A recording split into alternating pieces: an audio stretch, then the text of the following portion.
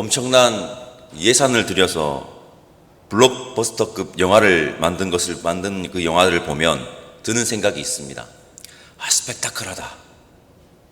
오늘 본문은 영화로 제작한다면 정말 스펙타클한 출애굽의 하이라이트, 이스라엘 백성들이 홍해를 건너는 장면과 애굽 바로의 막강한 군대가 군사력이 속수무책 바다에 수장되어 전멸하는 장면입니다. 예전에 이집트 왕자라는 괜찮은 애니메이션이 있었습니다. 1998년 작품인데 이집트 왕자의 마지막 장면이 바로 오늘 본문 출애굽기 14장 이스라엘 백성들이 홍해를 건너는 장면과 애굽의 군대가 바다에 수장되는 장면입니다. 여러분, 먼저 분명하게 해야 하는 것이 있습니다. 출애굽과 홍해 사건은 역사적 사실입니다. 세상에 어떤 영화와도 비교할 수 없는 이 홍해 사건은 역사의 주관자 여호와 하나님께서 직접 연출하신 실로 웅장한 구원의 역사입니다. 이 실로 웅장한 구원의 역사 속에 두 개의 후예가 등장한다는 것을 아십니까? 첫 번째는, 이 첫 번째 후예는 애굽의 바로의 후예입니다. 바로는 이스라엘 백성들을 내보낸 것을 후회합니다.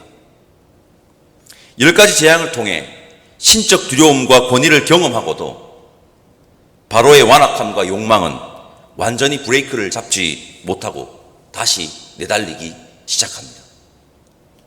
우리 오늘 본문 4절에서 7절까지 말씀을 함께 읽어보겠습니다. 4절에서 7절입니다. 내가 바로의 마음을 완악하게 한즉 바로가 그들의 뒤를 따르리니 내가 그와 그의 온 군대로 말미암아 영광을 얻어 애굽 사람들이 나를 여호와인 줄을 알게 하리라 하심에 무리가 그대로 행하니라. 그 백성이 도망한 사실이 애굽 왕에게 알려짐에 바로와 그의 신하들이 그 백성에 대하여 마음이 변하여 이르되 우리가 어찌하여 이같이 이스라엘을 우리를 섬김에서 놓아 보내었는가 하고 바로가 곧 그의 병거를 갖추고 그의 백성을 데리고 갈새 선발된 병거 600대와 애굽의 모든 병거를 동원하니 지휘관들이 다 거느렸더라. 바로와 그의 신하들이 마음이 변하여서 이스라엘 백성들을 놓아줌을 후회합니다. 여전히 바로는 하나님의 백성인 이스라엘 백성들을 자신의 소유로 착각하고 있습니다. 그리고 계산기를 두들겨 보니까 손해가 이만저만 아닌 겁니다. 밥만 주면 밤낮 쉬지 않고 일 잘하던 자들인데 걔네들 노동력이 얼마나 좋은데 돈도 별로 안 들이고 부려먹을 수 있는데 장정만 60만 명인데 걔들 말고 노동자를 구하려고 하면 도대체 돈이 얼마야? 생각하면 생각할수록 후회가 밀려오는 겁니다. 자존심도 상하고. 바로는 곧장 자신의 최신 군대를 이끌고 추격합니다. 값싼 노동력, 우리의 노예들을 한 사람도 빠짐없이 데리고 오겠다는 것입니다. 애굽의 바로가 이끌고 나간 군사력이 어느 정도인지 앞서 읽은 6절과 7절에 나오는데 최신 병거 600대, 애굽의 모든 병거입니다. 최신 병거 600대와 애굽의 모든 병거입니다. 여기서 이런 의문이 들지 않습니까? 아무리 사람이 많아도 무기가 없는 비무장 집단을 잡으러 가는데 선발된 병거 600대와 애굽의 모든 병거를 동원할 필요가 있나? 여러분, 병거가 600대만 출격한 것이 아니라 최신형 병거가 600대고 애굽의 모든 병거가 기동하였습니다. 다 나갔다고 보시면 됩니다. 애굽의 총 전차들이, 우리 오늘날로 말하면 그들이 이스라엘, 즉 히브리 노예들을 장악한 방법이 여실히 드러나는 장면입니다. 이러한 통치는 독재를 유지하려는 현대사에서도 볼 수 있는데 그것은 바로 공포입니다. 공포. 압도적인 군사력을 과시함으로 찍소리도 못하게 만들어버리는 공포 정치가 바로 제국 애굽의 바로의 통치 전략이었음을 여실히 드러나는 장면입니다. 그러나 도망치는 이스라엘 백성들을 찍소리도 못하게 만들어서 포획하려고 이끌고 나간 바로의 군사력 과시는 하나님의 능력을 확실히 증거하는 증거용으로 바뀝니다. 과시용이 증거용으로 전략하는 장면이 바로 오늘 본문 출애굽기 14장이며 오늘 본문 14장에서 가장 통쾌한 아이러니가 바로 이 장면입니다. 이 아이러니는 우리에게 오늘도 확실히 선언합니다. 여러분 반드시 기억해야 합니다. 바로는 하나님을 절대 이길 수 없습니다. 세상의 권세는 절대 하나님의 크심을 이길 수 없습니다. 바로의 그 과시용 군대가 하나님의 증거용으로 전락합니다. 저는 애굽의 군대가 이 바다에 수장되는 것을 보고 두 가지가 떠올랐습니다. 첫 번째는 방금 말씀드렸듯이 이 세상의 공중 권세 잡은 자들은 하나님의 백성들이 하나님의 길을 선택하는 것을 몹시 싫어하며 막아서지만 그 악한 세력들은 하나님의 크심을 절대 이길 수 없다는 것입니다. 둘째는 하나님의 형상으로 창조된 인간을, 즉 사람을 자신의 소유물로 여기고 자기 마음대로 좌지우지하는 사람들을 그저 숫자와 가격으로 평가하여 자신들의 이익을 얻는 곳에 수단으로만 사용하는 자들의 최후에는 하나님의 엄중한 심판만 있을 뿐이라는 것을 보여주고 있는 것입니다. 예전에 제가 이런 말씀 드린 적이 있습니다. 여러분, 인간은 절대 수단이 되어서는 안 됩니다. 인간은 그 자체가 목적이 되어야 합니다. 그러기에 하나님의 형상으로 창조된 인간을 수단으로 여기고 자신의 이익을 추구하는 것에 이용하는 자들은 하나님의 몹시 싫어하신 각오해야 할 것입니다. 하나님의 역사 속에는 동전의 양면 같은 두 개가 존재하는데 그것은요, 은총과 심판입니다. 우리 모두는 전적인 하나님의 은혜에 동참하는 자들 되시기를 간절히 소망합니다. 바로의 후회 말고 하나의 후회가 더 등장합니다. 너무 가슴이 아픕니다. 우리 11절과 12절 말씀 함께 읽어보겠습니다. 그들이 또 모세에게 이르되 애굽에 매장지가 없어서 당신이 우리를 이끌어내어 이 광야에서 죽게 하느냐? 어찌하여 당신이 우리를 애굽에서 이끌어내어 우리에게 이같이 하느냐? 우리가 애굽에서 당신에게 이런 말이 이것이 아니냐? 이러기를 우리를 내버려 두라.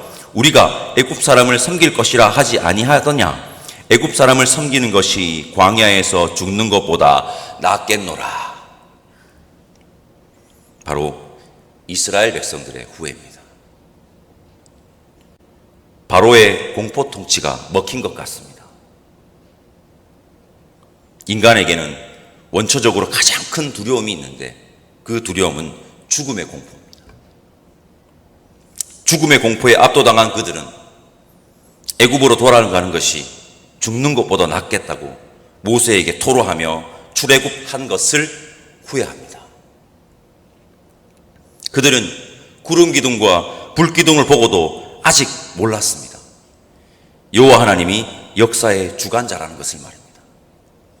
그들은 아직 몰랐습니다. 여호와 하나님이 생명의 주관자라는 것을 말입니다. 그들은 아직 몰랐습니다. 세상의 권세는 여호와 하나님을 절대 이길 수 없다는 것을 말입니다. 여러분 알고 계십니까?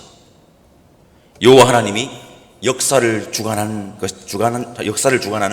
주관자라는 것을 말입니다. 여러분 알고 계십니까? 여호와 하나님이 생명의 주관자라는 것을 말입니다. 여러분 알고 계십니까? 세상의 권세는 여호와 하나님을 절대 이길 수 없다는 것을 말입니다. 이 세 가지 질문을 스스로에게 던져봅시다. 그리고 자신의 모습을 돌아보고 진지하게 답하는 이 새벽 시간 되시기를 바랍니다. 출애굽기의 홍해 사건은 우리에게 선언합니다. 역사의 주관자는 여호와 하나님이시다. 죽고 사는 것을 주관하는 생명의 주관자는 여호와 하나님이시다. 세상의 권세는 여호와 하나님을 절대 이길 수 없다.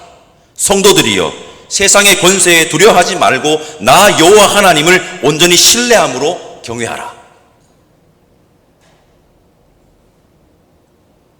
저는 죽음의 공포 앞에 두려워 후회하는 이스라엘 백성들을 묵상하는데 갑자기 바울이 떠올랐습니다. 정확하게는 바울의 고백이 떠올랐습니다. 빌립보서 1장 20절과 21절 말씀을 제가 읽어보겠습니다. 나의 간절한 기대와 소망을 따라 아무 일에든지 부끄러워하지 아니하고 지금도 전과 같이 온전히 담대하여 살든지 죽든지 내 몸에서 그리스도가 존귀하게 되게 하려 하나니 이는 내게 사는 것이 그리스도니 죽는 것도 유익함이라. 아멘. 죽는 것도 유익함이라. 그리스도인은 영원한 생명, 영생을 믿습니다. 죽음이 끝이 아님을 믿는 자들입니다. 죽음의 공포는 우리의 자유와 구원을 절대 막을 수 없는 것입니다. 죽음의 공포에 압도당하지 맙시다. 죽음의 권세도 예수 그리스도를 믿는 우리를 막을 수 없습니다.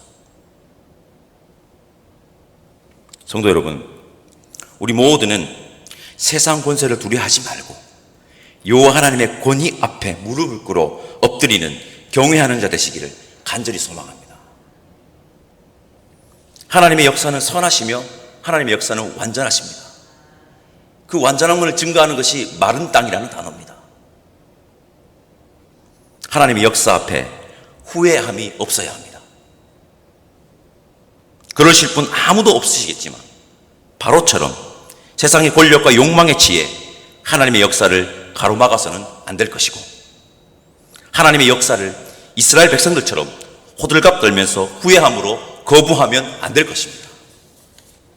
그럼 어떻게 해야 하면 되느냐? 오늘 본문에 답이 나와 있습니다.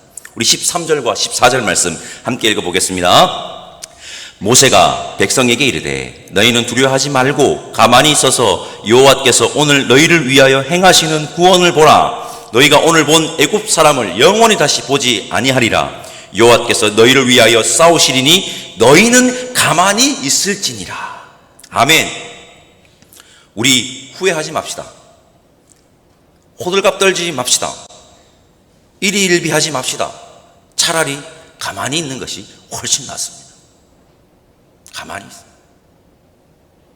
가만히 서서 하나님의 역사를 기대하고 바라봅시다. 그렇게 주어진 삶의 걸음을 묵묵히 하나님을 향해 옮깁시다. 이것이 믿음이며 이것이 믿는 자의 삶입니다. 우리 모두는 그렇게 믿음의 걸음을 옮기는 믿음의 사람들, 세상을 두려워하는 자들이 아니라 여호와 하나님만을 경외하는 자들 되시기를 간절히 소망합니다. 기도하겠습니다. 하나님, 가만히 있겠습니다. 가만히 서서 하나님의 역사를 신뢰함으로 하나님의 역사에 동참하겠습니다. 오늘 출애굽기의 홍해 사건을 통해 여호와 하나님이 역사의 주관자이심을 믿습니다. 여호와 하나님이 생사를 주관하시는 생명의 주관자이심을 믿습니다. 세상의 권세는 절대 여호와 하나님을 이길 수 없다는 것을 믿습니다. 후회하지 말고 우리에게 주어진 길을, 하나님을 향한 그 길을 묵묵히 걸어가는 이 시대의 그리스도인이 되어 자유와 구원을 온전히 누리는 자 되기를 원하오니 성령 하나님 인도하여 주옵소서.